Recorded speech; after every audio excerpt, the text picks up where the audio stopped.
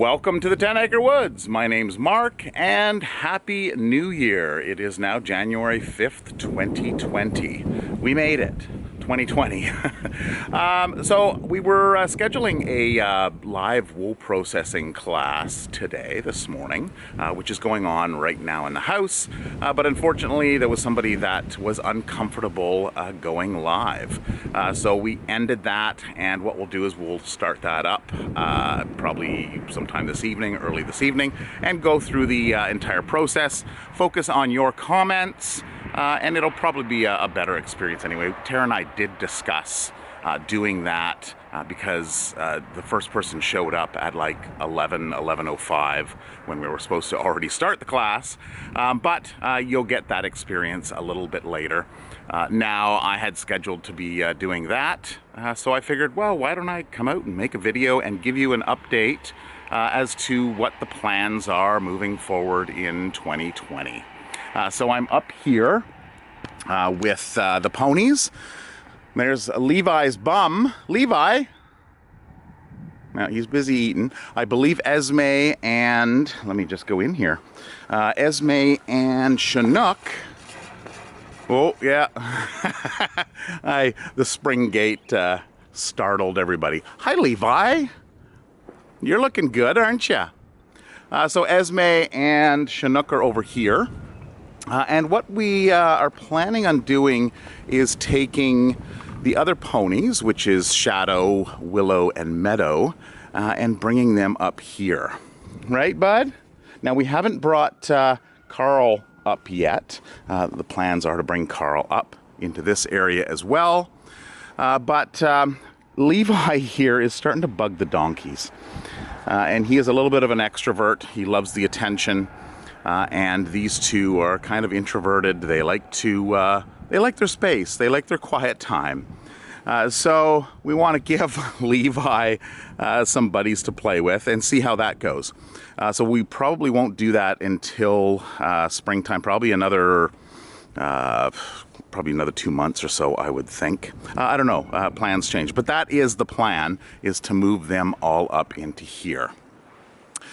So plans for this year. Now, we did build on this section here, which is the rabbit hutch. So we did that late last year, and it's working well. So we've got our hay in there, and there's access through to the front area through that section there. So we do have this building here. If we need to, we can build another one, and the plan is to build it mirror image of this, and then tie in the roof so there's a corridor in the center. So when we started planning this build, that was the whole idea, was to have something that we could build in segments and expand onto. So this is the hay that is in that addition that we just had a look at. And this is the door. So our big problem was the roof sloped this way. So the door was basically that height, and you had to duck underneath here to get in. So in redesigning the roof, having it come down this way, it makes it a lot easier because it keeps any snow or ice from falling in front of the door and getting down here below. So I had finally hooked up my little latch here. So this is our latch, but we need another one for the other door. I didn't realize that it wasn't hooked up. I've got it open now. So here's the geese. The geese are in here, geese, ducks, and rabbits, of course, over in this side, and of course some chickens. So this is a Polish. And they're pretty funny looking. They always make me smile. We have the bunnies in here. It looks like a lot of them are kind of tucked underneath. There's a few that are eating and hanging out underneath here. They do have an exit point going outside into their outside run there. And the band of bros, the roosters.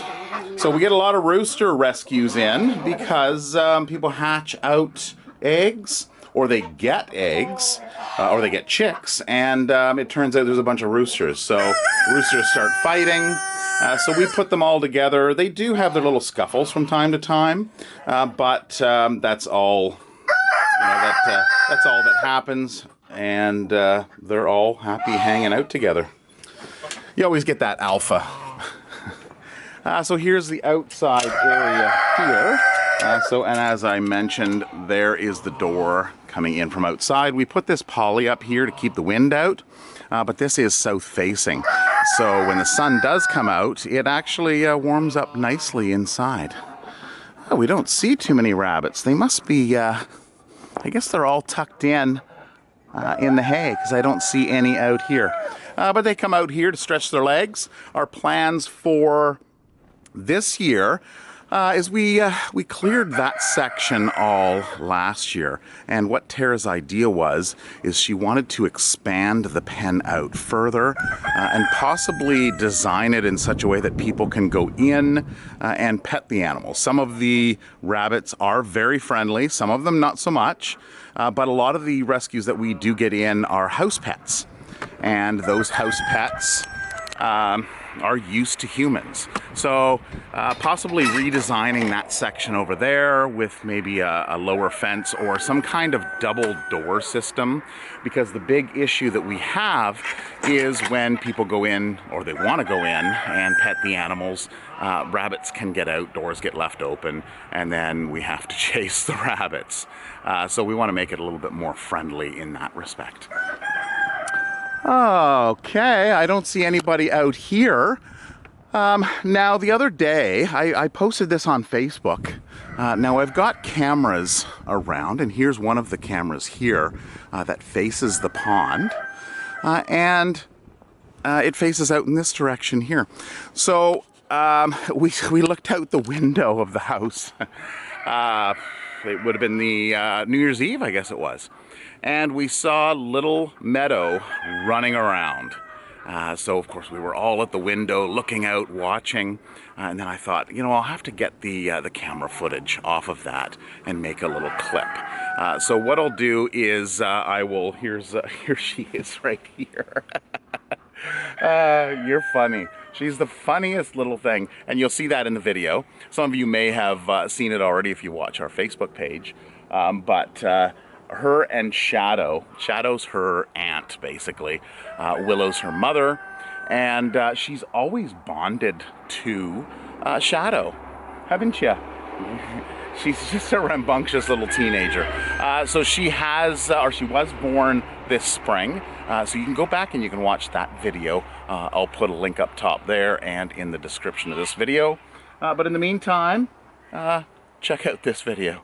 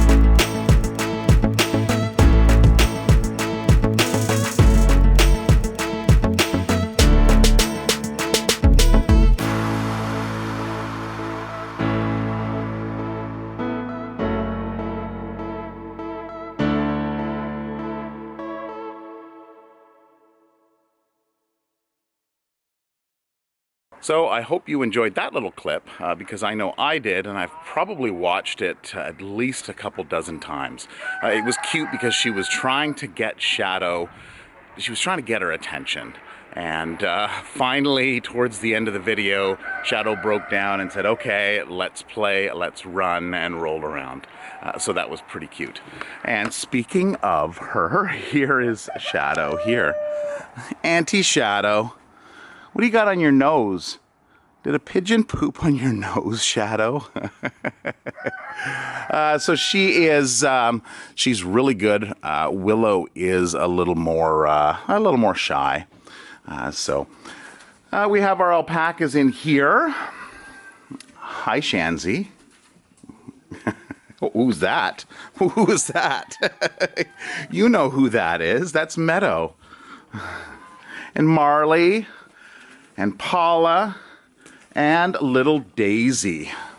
So when I did the video for the end of the year, the recap of 2019, I had forgotten how bad Daisy's feet were. And when I watched that, the video, the little clip on her coming off of the back of the trailer, it was just, yeah, it was heartbreaking.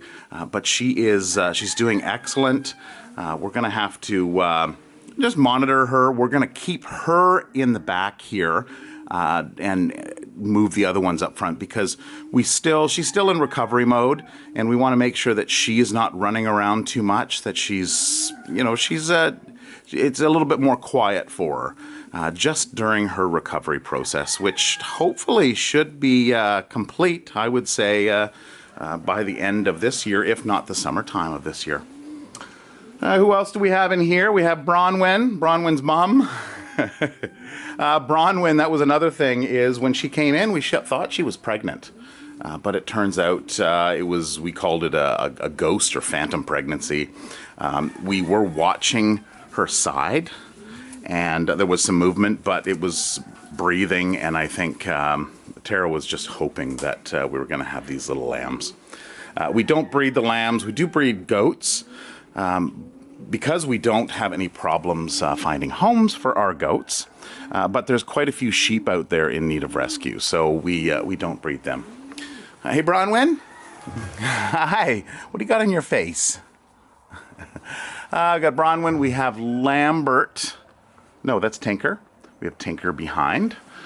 We have Hannibal. Oh, look at that's Turbo over there, or Lambert. Lambert and Turbo are starting to look very similar. Oh, I thought he was lying on the pigs, because the pigs usually nest right there. There's Blackie, and here's the pigs here. So they've kind of relocated.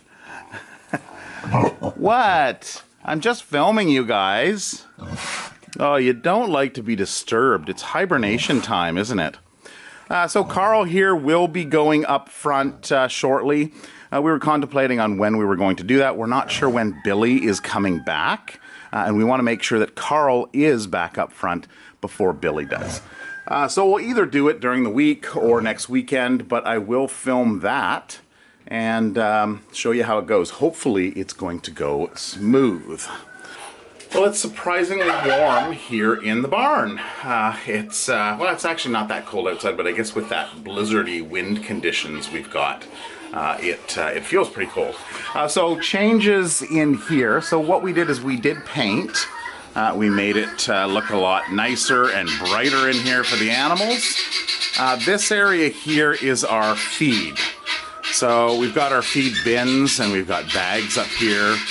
We've got containers with different types of food, pig food, alpaca food. Their main diet is hay, but we do pick up some feed material for them to give them. So here you can see a lot of it, because it's pelletized, it looks like rabbit food, really. But alpaca and pig food in there. Those guineas, every time I come in here, they are so loud. What is going on? So one of the last videos, I guess I didn't get Fernando's good side because somebody had asked, where's Fernando? And then we've got the hi guys in here. Oh, you got some chicken poop on you, buddy. I guess that's the downside to having you all inside in the winter. You are warm, but I guess you can get pooped on if you're in the wrong spot. So this bedding stays in here. We clean it out in the spring. Tara will just put new bedding down over top of it. And what we use is a product called Healthy Straw. So we still have our two little piggies here. Okay, guys. Oh. Wow. If you're thinking about getting guineas, this is what they sound like. Forget the rooster. Right, little piggies? So these guys are in here. We did put a post for finding them a home. There was a lady that was interested, but we haven't heard back from her yet. But we'll keep them in here. They're fine in here, and they will go outside come end of March, I think it is. We'll put them outside if they're still here when we bring the other ones, the mamas, in for kidding out in the spring. Hi, Atlas. Those are loud, aren't they? So Atlas is a Serama rooster. And then we've got Henry. Henry. Hi, Henry. Hey, bud. All right, so we did move the container that was in here. Oh, Sheldon, why did you do that to Hazel? Sheldon was always the one getting picked on. And I guess now that there's somebody smaller, I guess nature then says, well, you've got to pick on the weaker one. So, but what has happened with Hazel is she came in as a house goat. So she's learning to be a goat, and finding that place in the chain of command is one of the things that happens. Holly. So that's Holly over here. And then we've got George and Billie Jean in the back there. And hi, Billie Jean. And Moira. So in the wool processing class, it is Moira's coat that we're working with today. And you can see how much has grown since she was sheared this past spring. So it does grow fairly rapidly. So what else are we doing in 2020? Well, we do goat yoga, so that's been an excellent fundraiser. We're coming on to our 4th year of that, and it's basically coming out and being out in the yard. It's more of a farm yoga, I guess, because we have the sheep and the alpaca and the goats in there doing yoga, and it is quite the experience. So seeing the faces, the smiles on people's faces when they're in there taking pictures and petting the goats, so you tend to forget about that work deadline that you have coming up, and just puts you at ease. So it's a nice experience. And then we are open during the spring, summer, and fall for our petting farm. So it's an interactive petting farm, meaning that you go in, you get to pet them, everybody's all in there together, and we just ask for a $5 donation per person coming in to see the animals, and all that money goes back to the animals. So with Christmas that had just finished, we look at natural dewormers, and one of them is Christmas trees, so old Christmas trees. So we've only got a couple this year, which is fine, and we're going to save one of these for when Carl goes up front, because that's going to be a huge distraction. He wants to get back in with the girls if we separate them.